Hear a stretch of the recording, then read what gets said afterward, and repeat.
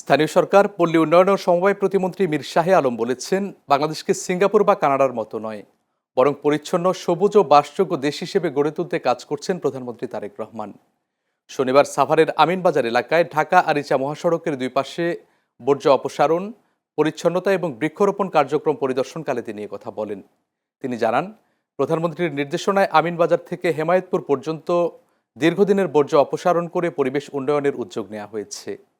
প্রায় ১.২ কিলোমিটার এলাকায় পরিষ্কার পরিচ্ছন্নতার পাশাপাশি নিম গাছের চারা রোপণ করা হবে। ঢাকা জেলা প্রশাসন জানিয়েছে, পরিচ্ছন্ন ও সবুজ ঢাকা গড়তে এ কার্যক্রম অব্যাহত থাকবে। মাননীয় প্রধানমন্ত্রী এই সড়কটি দিয়ে সিংগাইরে বাংলাদেশ সেনাবাহিনীর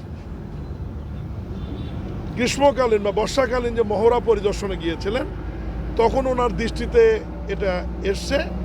তারপরে উনি আমাকে নির্দেশনা দেওয়ার পরে আমি জেলা প্রশাসক মহোদয়কে বলি এবং এরপরে আমরা একটা মিটিং করি। সেই মিটিংয়ের সিদ্ধান্ত অনুযায়ী এখন কেরানীগঞ্জ উপজেলা নির্বাহী অফিসার, সাভারের উপজেলা নির্বাহী অফিসার, জেলা প্রশাসন যৌথভাবে আমরা সিদ্ধান্ত নিয়েছি যে 1.8 কিলোমিটার রাস্তা যেটি, সেটার ময়লাগুলো আমরা পরিষ্কার করে, ডিসি সাহেব ইতিমধ্যেই বলেছে যে 15 ফিট বালু দিয়ে আমরা নেটিং করে ব্যারিকেড তৈরি করে নিম গাছের চারা আমরা রোপণ করব।